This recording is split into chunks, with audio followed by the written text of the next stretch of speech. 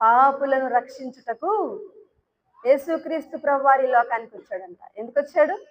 పాపులను రక్షించడానికి. ఈ యొక్క మాట నమ్మదగినదంట. హల్లెలూయా. పూర్ణాంగీకారమునకు యోగ్యమైనది. ఇందులో ఏమి అంగీకరించలేని విషయం ఏమి లేదు అంటున్నాడు పౌలు గారు. ఏమంటున్నారు? ఇందులో నమ్మలేని విషయము లేదు, అంగీకరించలేని విషయము లేదు అంటూ ఒక రుజువు చూపిస్తున్నాడు. ఏంటో తెలుసా? ఆయన పాపులను రక్షించడానికి వచ్చాడు అనడానికి రుజువు ఎవరంటే నేనే అంటున్నాడు. హల్లెలూయా. అట్టి వారిలో నేను ప్రధానుడను. ఎట్టి వారిలో?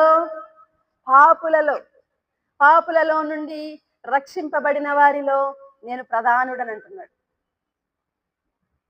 అపోస్తలుడైనటువంటి పౌలు గారి యొక్క జీవితం మారింది. హల్లెలూయా. అతను రక్షింపబడ్డాడు. పూర్వం ఎలాగున్నానని చెప్తాడంటే హింసకుడను, దూషకుడను, హానికరుడను. అట్టి నన్ను ప్రభు కనికరించాడు.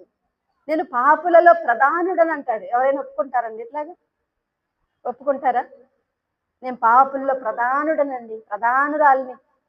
దేవుడు నన్ను కనికరించి రక్షించాడు. నా జీవితమే ఒక సాక్ష్యము, నా జీవితమే ఒక ఆధారము, నా జీవితమే ఒక రుజువు అని చెప్పగలిగిన క్రైస్తవులు ఎంతమంది ఉన్నారు? నా జీవితం మారింది. ఏమని చెప్తారంటే నేను చిన్నప్పటి నుంచి ఏ పాపము చేయలేదని చెప్తారు. ఏమని చెప్తారు?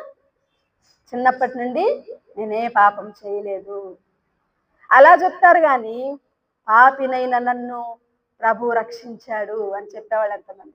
అపోస్తలుడైన పౌలు గారికి ఉన్నటువంటి యథార్థత ఏంటంటే నేను ప్రధాన పాపిని అని ఒప్పుకుంటున్నాడు, నేను రక్షింపబడిన వ్యక్తిని అని ఒప్పుకుంటున్నాడు. నా జీవితం మారింది కాబట్టి ఈ మాట నమ్మదగినది. హల్లెలూయా. పూర్ణాంగీకారమునకు యోగ్యమైనది. అవును, యేసుక్రీస్తు ప్రభువారు ఈ లోకానికి వచ్చి పాపులను రక్షించడానికి తన ప్రాణాన్ని పెట్టిన తర్వాత, చనిపోయి తిరిగి లేచిన తర్వాత ఆ సువార్త ప్రకటించబడతా ఉంటుంటే అనేక మంది జీవితాలు మారాయి. హల్లెలూయా.